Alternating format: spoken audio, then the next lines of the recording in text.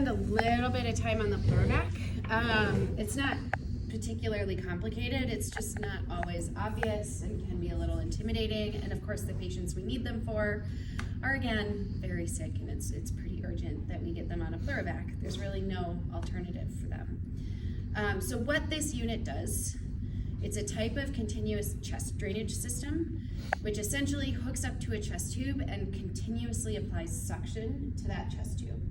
So we would use this in like catastrophic pneumothorax or post-op thoracotomy patients that are bleeding and have a hemothorax, basically any condition in which fluid or air is building up in the chest in too quickly for us to actually address by intermittent suctioning. Now what that looks like how quickly that actually is, kind of depends on you guys, your day, and the patient itself. You can absolutely have those pneumothorax where they're just constantly leaking air and this thing is constantly pulling air. But we could have like a hemothorax that is a steady but slow effusion, but you have 30 other patients in your ICU, and this is going to be a safety measure. Yeah, we could manually evacuate that every 2 hours, but what if we didn't catch it because we've got a bunch of other patients? We could put them on a Pleuravac. So I don't necessarily want to negate Pleuravac use and restrict it only to these catastrophic cases. It's a really nice device when you are just having one of those days where there's so many sick things and there's so few technicians. This is a really good thing to use on those because it's not going to hurt your patient if it is at negative pressures. It's not necessarily going to be a detriment to them, but it's going to mean that if you're half hour late to aspirating that chest tube, that patient's not in trouble because of it. Obviously, to some degree, that's going to be a clinician's choice, but feel free to advocate for yourself if you find yourself in that situation. I just cannot monitor this patient's output appropriately. Can I please just use a Pleuravac? Make sure we stay safe. Okay, so what you're going to need to set up the Pleuravac is a patient with a chest tube and sterile saline, your Pleuravac unit itself, and suction that I don't have, it's over there. So when we are setting this up, when we're looking for a home for the Pleuravac cage side, this has to be below the patient. It's going to be difficult with the big dogs in the runs. This is not going to work if it is at or above the patient's height. So it has to be below them. There's really no alternative. So again, big dogs in runs, we might need to figure out some sort of accommodation for them. So this can be at least a little bit lower than them, even if it's just a slightly raised kennel. These will come, thank you. These will come packaged, and they come with a guide on how to set them up. It's the same type of guide that you might look at with a drug that you're looking at. You need this much information and it's this big. So I have, I make my own, even though all of this is technically in that packet. It's overwhelming if you've got a catastrophic pneumo and you're struggling to set it up. So we'll get you one for the Pleuravac. I've printed this out. It's for a Thoraseal. It's the exact same concept. The monitoring's exactly the same. The setup's just a little different. But I do recommend having your own so it's quicker, but there is one in the package. So to get started, we have to fill our chambers. So this is going to be our water seal chamber, this red one. This is going to be the chamber that is essentially connecting to the patient and preventing air from backing into the patient. So this water seal acts as a one-way valve to make sure that that chest tube stays sealed, even if we turn suction off on this Pleuravac. So we want to fill this, you can see to the 0 line here, because the additional thing that this chamber is going to do is it's going to tell us if there's negative pressure against the patient, which basically means they are suctioned, they're dry. We've gotten all the things that we needed out of them. So if we fill it to the 0, we can watch this water column rise and fall based on how much suction is patient side from the Pleuravac. So if the patient has more suction, as in we have negative pressure, we're dry, you're going to see this water column rise.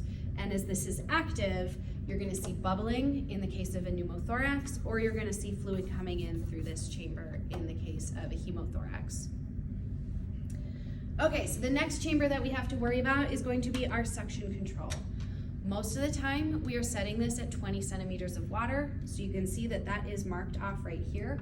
It's a pretty average starting point for suction control, this is gonna be set by your doctors. In the case where it's a slow leak and we're worried about like not having time to get to our patient, we don't want them to be in trouble because of it, we might set our suction a little lower. In the case of those catastrophic air leaks, we're gonna set our suction a little higher. So to adjust the suction, we're adding or removing water from this chamber. The higher the level, the more suction this is generating, and the lower the level, the less suction. Pediatrics, neonates, I don't think I've ever seen one of these used on like a puppy or a kitten, but if you were, you would start your suction very low. But most adults are gonna be at 20. So to fill these chambers, your pack is gonna come with this little funnel, and this funnel has a fill line. So this funnel is gonna be used for your water seal. You pop it on here, and then you kink it off, and then you're gonna fill to this fill line. So you can use a syringe, you can pour directly into it. Sterile water is perfect. And then once you're filled to that fill line, you can unkink the tube, and then you're good to go, and that's gonna fill exactly to 0. You might have to refill that if a patient's on this for multiple days because of evaporation, and you can do that through these little nubbins here. You just insert an 18 gauge or smaller needle with how much volume you want to put back in here. Make sure your needle's directed downward, and you can refill that. You can also remove if you overfill, so you can correct a mistake if you make it. Now to fill our suction control, there is this guy here. So we can just pour directly into this until we get to whatever suction is ordered on our patient.